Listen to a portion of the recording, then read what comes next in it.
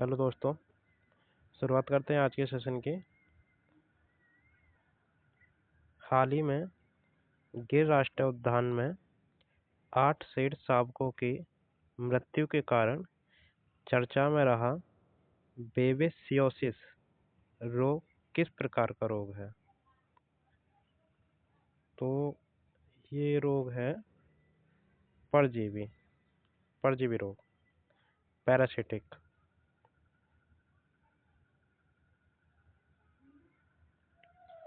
यह रोग बेबिसिया नामक सूक्ष्म परजीवी के कारण होता है जो लाल रक्त कोशिकाओं को नष्ट कर देता है। यह टिक किलनी छिचड़ी के काटने से फैलता है। चलते हैं दूसरे क्वेश्चन पर। राष्ट्रीय पिछड़ा वर्ग आयोग के नए अध्यक्ष के रूप में हाल ही में किसने कार्यभार संभाला है? तो ये कार्यभार संभाला है साध्वी निरंजन ज्योति ने।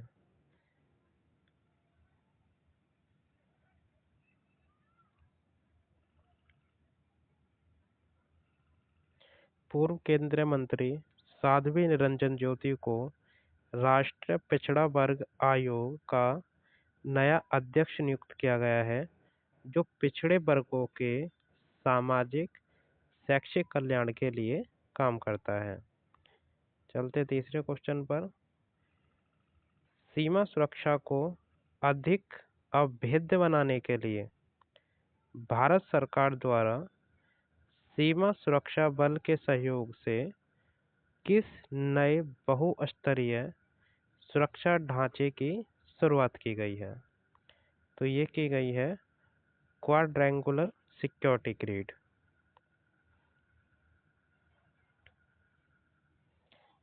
इस 4 स्तरीय ढांचे में स्थानीय जनता, नागरिक प्रशासन, स्थानीय पुलिस और बीएसएफ मिलकर सीमा सुरक्षा और खुफिया इनपुट पर एक साथ काम करेंगे।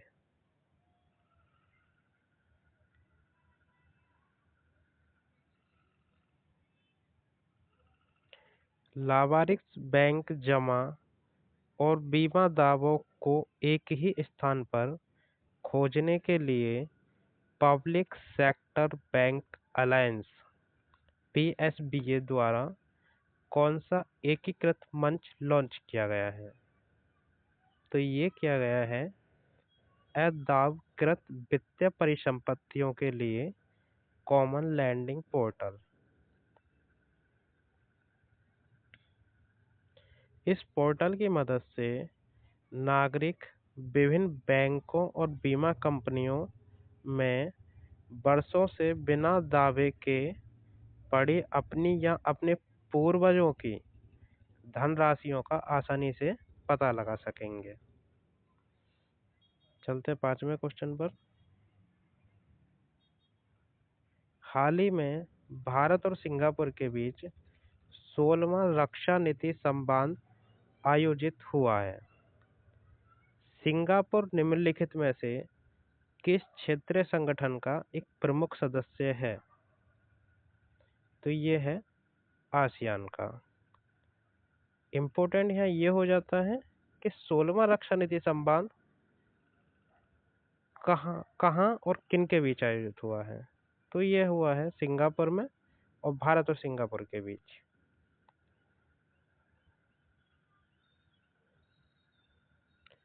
सिंगापुर दक्षिण पूर्वी एशियाई देशों के संगठन आसियान का एक बेहद मजबूत और संस्थापक सदस्य देश है।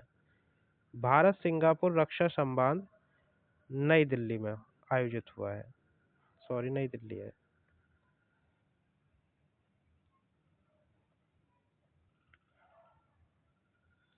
Mazagon dock ship builders limited (MDL) द्वारा निर्मित और हाल ही में नौसेना में शामिल किया गया आईएनएस तारागिरी F-41 वास्तव में क्या है?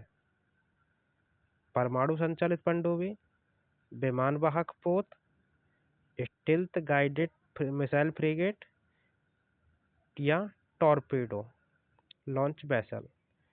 तो ये है steel guided missile frigate.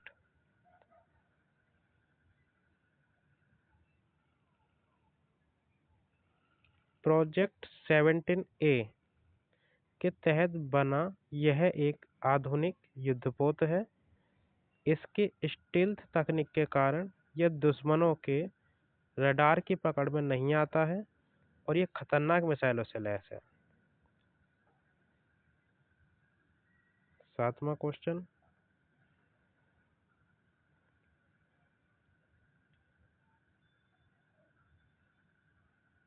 Bharat Mandapam में आयोजित पहले international film festival of Delhi में निम्नलिखित में से किन फिल्मी हस्तियों को लाइफ टाइम अचीवमेंट अवार्ड से सम्मानित किया गया है? ए अमिताभ बच्चन, हेमा मालिनी और रजनीकांत। बी नंदा मूरी, बालकृष्ण, शर्मिला टैगोर और धर्मेंद्र। सी चिरंजीवी, आशा पारेख और अनुपम खेर। डी शाहरुख खान, शबाना आजमी और कमल हसन। तो ये मिला है नंदा मूरी बालकृष्णन, शर्मिला टैगोर और धर्मेंद्र को।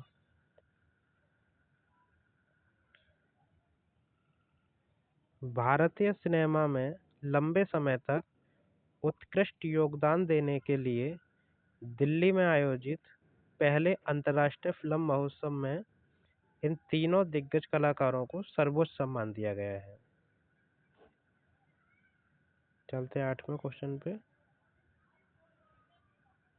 उत्तर प्रदेश के मुख्यमंत्री योगी आदित्यनाथ द्वारा बुंदेलखंड क्षेत्र के किस जिले में राज्य के पहले विशाल अंतरराष्ट्रीय जल अनुसंधान केंद्र इंटरनेशनल वाटर रिसर्च सेंटर की आधारशिला रखी गई है?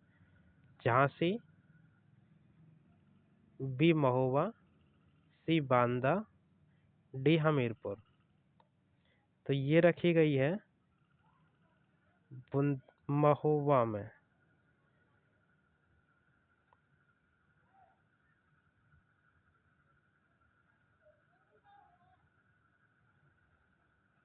बुंदेलखंड में पानी की समस्या के स्थायी समाधान इजरायली ड्रिप इरिगेशन तकनीक के प्रसार और भूजल पुनर्भरण पर रिसर्च के लिए महोबा में राज्य का पहला अंतरराष्ट्रीय जल अनुसंधान केंद्र स्थापित किया जा रहा है।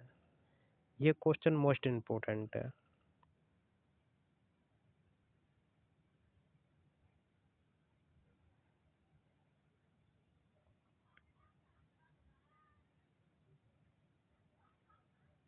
डिजिटल कनेक्टिविटी को बढ़ावा देने के लिए उत्तर प्रदेश सरकार द्वारा देश के सबसे बड़े ग्रामीण वाईफाई नेटवर्क प्रोजेक्ट के तहत राज्य की कितनी ग्राम पंचायतों को हाई स्पीड ब्रॉडबैंड से जोड़ने का लक्ष्य पूरा किया गया है? ए लगभग 32,000, बी लगभग 45,000, सी लगभग 58,000, डी 100%। तो इसका आंसर है डी 100%। सभी 58,189 ग्राम पंचायतें। उत्तर प्रदेश मातृभूमि योजना और भारत नेट के समन्वय से उत्तर प्रदेश देश का पहला ऐसा राज्य बन गया है जिसने अपनी सभी 58,189 ग्राम पंचायतों के पंचायत भवनों पर सरकारी वाईफाई और ब्रॉडबैंड के सेवा को सक्रिय कर दिया है। चलते 10वें क्वेश्चन पे। उत्तर प्रदेश सरकार ने किस ऐतिहासिक और धार्मिक शहर को देश का पहला शून्य कार्बन उत्सर्जन पर्यटन क्षेत्र बनाने के लिए केवल इलेक्ट्रिक वाहनों के संचालन की समय सीमा निर्धारित की है? ए अयोध्या, बी मथुरा वृंदावन, सी वाराणसी, डी कुशीनगर। तो ये सीमा निर्धारित की है मथुरा वृंदावन में।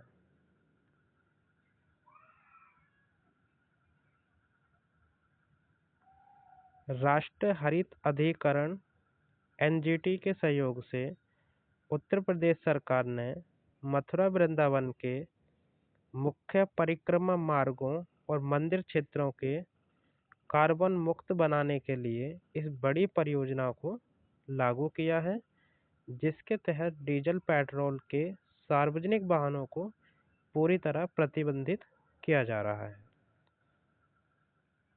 आज का 11वां और लास्ट क्वेश्चन, मई 2026 में जारी केंद्रीय शिक्षा मंत्रालय की स्मार्ट स्कूलिंग इंडेक्स रिपोर्ट के अनुसार उत्तर प्रदेश का कौन सा जिला मिशन कायाकल्प के प्रभावी कार्यान्वयन में पूरे राज्य में पहले स्थान पर रहा है? तो ये रहा है ए गौतम बुद्ध नगर, बी वाराणसी, सी बरेली, डी प्रयागराज। तो ये रहा है बरेली।